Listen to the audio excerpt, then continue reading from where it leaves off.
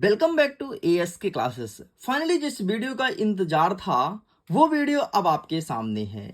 मेरे प्यारे बच्चों का सबसे ज्यादा यही मैसेज था कि please give me a booster dose. Class 11 के हिस्ट्री का लेकर के आइए ताकि आज के दिन हम अपनी जिंदगी की हिस्ट्री लिख दें।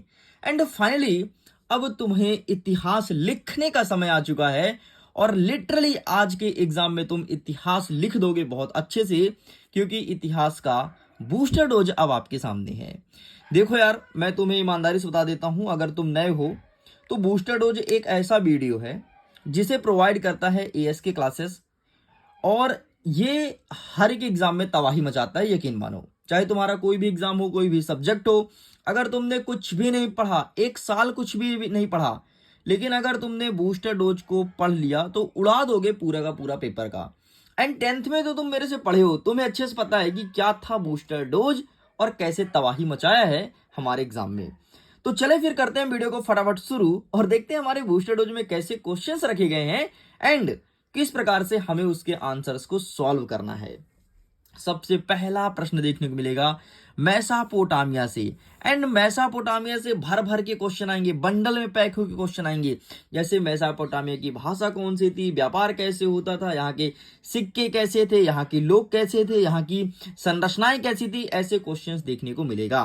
तो हमारा पहला प्रश्न बनेगा कि मेसोपोटामिया शब्द का अर्थ क्या होता है। आखिरकार क्या होता है मेसोपोटामिया, और इसकी दो भाषाओं का नाम लिखो कि यहाँ पर कौन कौन सी दो भाषा उपयोग की जाती थी मेसोपोटामिया में।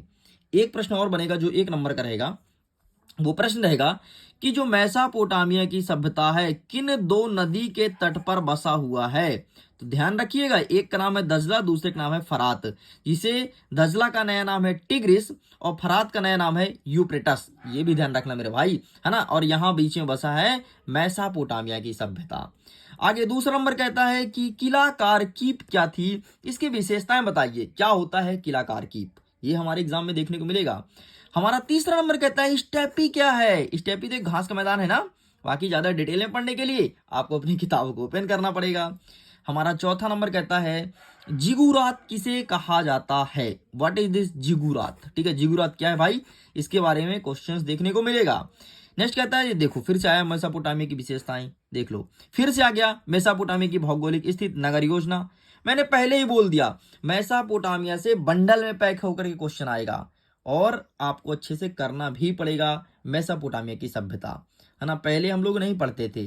ये अभी नया सिलेबस जो आया है ना, और नए पैटर्न के आधार पर मेसोपोटामिया पूछता है। पहले हम हड़प्पा सभ्यता पढ़ते थे जो हमारे भारत देश की है, मेसोपोटामिया यहाँ की नहीं है, ध्यान रखिएगा। फिर कहाँ की है ये भी आप सर्च कीजिएगा। हमारा 7वां नंबर कहता है कि एम्फोरा क्या है। एम्फोरा क्या है, ध्यान सुन लो क्वेश्चन कैसे आएगा। एम्फोरा क्या है, ये क्वेश्चन बनेगा। दूसरे पेपर में बनेगा या फिर दूसरे स्कूल के पेपर में गृह युद्ध क्या है ना। तीसरा बनेगा बहुदेववाद क्या है, और चौथा बनेगा ऋतु प्रवास क्या है। 4 प्रश्न मैंने लाइन से लिख दिया, ठीक। और लाइन से क्वेश्चन आएगा आपके स्कूल में, हो सकता है एम्फोरा आ जाए या फिर बहुदेववाद आ जाए, हो सकता है आपके स्कूल में ऋतु प्रवास आ जाए या फिर गृह युद्ध आ जाए, और ऐसा भी हो सकता है तुम्हारे स्कूल में 4 के चारों दे दे। लेकिन 4 के चारों नहीं आएंगे भाई, नहीं आएंगे, ईमानदारी से बता रहा हूं, नहीं आएंगे। देख यार भाई, मुझे तुम्हारे साथ कपट करने में बिल्कुल मजा नहीं आता। मैं जितना तुम्हारे साथ लॉयल रह सकता हूं उतना लॉयल रहता हूं। झूठ झपाट चोरी चमारी तुम्हारे साथ मुझे बिल्कुल नहीं करना है। इसलिए मैंने बता दिया कि 4 में से तुम्हारे स्कूल में 1 या 2 या फिर 3 देखने को मिले। 4 में 4 नहीं आएगा मतलब नहीं आएगा, है ना। आगे हमारा 8वां नंबर कह रहा है रोमन शहर की 3 विशेषताएं बताओ। क्या होता है रोमन शहर भाई, क्या होता है रोमन शहर, इसकी 3 विशेषताएं। वह ऐतिहासिक स्रोत बताना है, हिस्टोरिकल, ठीक है, कि रोमन शहर का जानकारी हमें कैसे लगा और कैसे किस किताब में लिखा है, इसके बारे में बताना है। 9वां नंबर कहता है यूनान और रोमन वासियों की धार्मिक संस्कृति की व्याख्या कीजिए, है ना। यूनान के लोग कैसे थे और रोमन के लोग कैसे थे, इनका कल्चरल एक्टिविटीज कैसा था, इस पे व्याख्या करना है। 10वां नंबर कहता है रोमन साम्राज्य की अर्थव्यवस्था की विशेषताएं बताओ। रोमन साम्राज्य की इकोनॉमी कैसी थी, है ना, इसकी विशेषताएं बतानी। विशेषता मतलब लाभ, जो वहां की इकोनॉमी थी उससे हमें कैसे प्रॉफिट होता था, वहां के लोग कैसे रहते थे, इसके बारे में लिखना है। 11 नंबर कहता है नोयान क्या है। नोयान क्या है, ये हमारे एग्जाम में देखने को मिलेगा। 12 नंबर कहता है किरालताई क्या है तथा इसे किस प्रकार के निर्णय लिए जाते हैं, ये हमारे एग्जाम में आएगा। नेक्स्ट कहता है कि कुबकुर कुबकुर क्या है, कुबकुर क्या है, ठीक है, कुबकुर क्या है, ये हमारे एग्जाम में देखने को मिलेगा, कुबकुर संबंधित क्वेश्चन। नेक्स्ट 14 नंबर कहता है कि मंगोल कौन थे, है ना, मंगोल का शासक, यहां से क्वेश्चन हमारे एग्जाम में देखने को मिलेगा।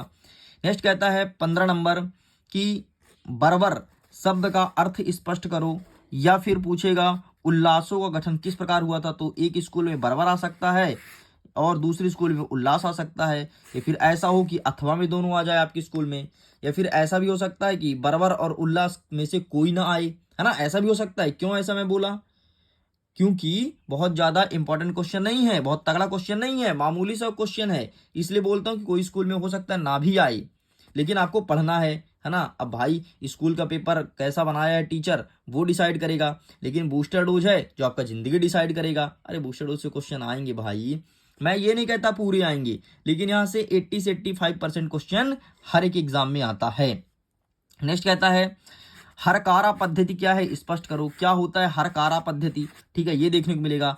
17 नंबर कहता है मंगोल इतिहास में सन 1206 में क्यों महत्वपूर्ण है ना, मंगोल इतिहास सन 1206 में क्यों महत्वपूर्ण हुआ था, है ना, क्यों फेमस हुआ था मंगोल इतिहास। 18 नंबर कहता है चंगेज खा के शासन में नागरिक प्रशासक किस, आगे देख लेते हैं, नागरिक प्रशासक किस प्रकार महत्वपूर्ण थे, ये हमारे एग्जाम में देखने को मिलेगा। तो स्टूडेंट्स हमने 18 नंबर तक के सारे क्वेश्चन आंसर को कर लिया बहुत अच्छे से कवर। अब देखो एक चीज ध्यान रखना, अगर आपको पीडीएफ डाउनलोड करना है, पीडीएफ, तो पीडीएफ का लिंक आपको मिलेगा वीडियो के डिस्क्रिप्शन बॉक्स में, साथ ही मैं टेलीग्राम पर एक लिंक भेजूंगा, उसको देख लेना, उसमें पूरा प्रोसेस बताया कि बूस्टर डोज का पीडीएफ कैसे डाउनलोड करें। अगर आप मुझे पहली बार देख रहे हो तो उसमें पूरा प्रोसेस बताया गया है, और अगर ओल्ड हो तो तुमको पता है, थोड़ी देर बाद पीडीएफ अपलोड हो जाएगा, आप जाकर के डाउनलोड कर लीजिएगा। ओके। 19 नंबर कहता है यायावर साम्राज्य किसे कहा गया है, ठीक है, इससे संबंधित क्वेश्चन देखने को मिलेगा। नेक्स्ट हमारा 20वां नंबर कह रहा है कि मंगोल वंश का संक्षिप्त परिचय दीजिए, ठीक है, किस प्रकार से था मंगोल वंश, कैसा था। 21 नंबर कहता है कि यास क्या था, ठीक है, यास क्या था और यास के महत्व में परिवर्तन का क्या कारण था, ये चीज हमें बताना है। 22वां नंबर कह रहा है कि चंगेज खा की सफलता का कारण बताओ, ठीक है, चंगेज खा की सफलता का कारण बता दीजिए, ठीक है। नेक्स्ट कहता है 23वां नंबर कि चार उल्लूस का गठन किस प्रकार हुआ था, ठीक है, चार उल्लूस का गठन किस प्रकार हुआ था, ये हमारे एग्जाम में देखने को मिलेगा। 24 नंबर कहता है कि मानचित्र दर्शाई, भाई मानचित्र आ रहा है, कौन कौन सा आएगा, अरेबियन सी, काराकोरम, तिब्बत, चीन, ये सब छोड़ो, मैं तुम्हें बताता हूं काम का। देखो एक आएगा विश्व का मानचित्र, ठीक है, और दूसरा तुम्हारे अथवा में आएगा विश्व का मानचित्र प्लस भारत का मानचित्र, है ना। मेरे कहने का मतलब यह है कि एक अथवा में दिया रहेगा जिसमें विश्व के कुछ स्थान का नाम दिया रहेगा और दूसरे भारत का, तो मैं तो कहता हूं तुम भारत वाला अटेंड करना, क्योंकि भारत वाला हमें ज्यादा अच्छे से पता होता है, ठीक है, विश्व का हम भूल भी सकते हैं, लेकिन हमारे इंडिया का है ना तो याद रहता है, फिर तुम्हें जो ठीक लगे। अगर मैं पेपर दे रहा होता तो मैं तो भारत वाला अटेंड करता, क्योंकि भारत के सारे देश को, सारे हिमालय, सारे राज्य को मैं अच्छे जानता हूं। बाकी तुम्हारी नॉलेज कितनी है तुम जानो भाई, लेकिन मैं यही सलाह दूंगा कि भारत वाला अटेंड करना और भारत वाला ही तुम पढ़ा करो, ताकि तुम्हें भारत की पहले जानकारी हो जाए, और जब विश्व का पढ़ो तो विश्व का भी ध्यान रखते जाओ, ठीक है। 25 नंबर कहता है मंगोल इतिहास 1206 में क्यों महत्वपूर्ण था, ये क्वेश्चन हमारे एग्जाम में आने वाला है। तो लीजिए स्टूडेंट, वैसे क्वेश्चन रिपीट हो गया है, यहाँ पर भी लिखा था, कोई दिक्कत नहीं, बस इतने क्वेश्चन आपको प्रिपेयर करना है, और ये सारे क्वेश्चन आपके बूस्टर डोज के हैं। इसके बाहर से ना तो आपके स्कूल के टीचर पेपर बनाएंगे ना ही बना सकते हैं, ठीक, क्योंकि बूस्टर डोज में वो सारे क्वेश्चन रख दिया हूं जो आपके एग्जाम में आते हैं और आएंगे, 100% आएंगे। वीडियो पसंद आए तो वीडियो को लाइक जरूर कीजिएगा, लास्ट पेपर है, वीडियो को लाइक करके जाना और चैनल को सब्सक्राइब जरूर कर लेना अगर ऐसे ही कंटेंट या फिर मेरे साथ जुड़े रहना है तो। ओके, मैं वीडियो को एंड करता हूं, थैंक्स फॉर वॉचिंग।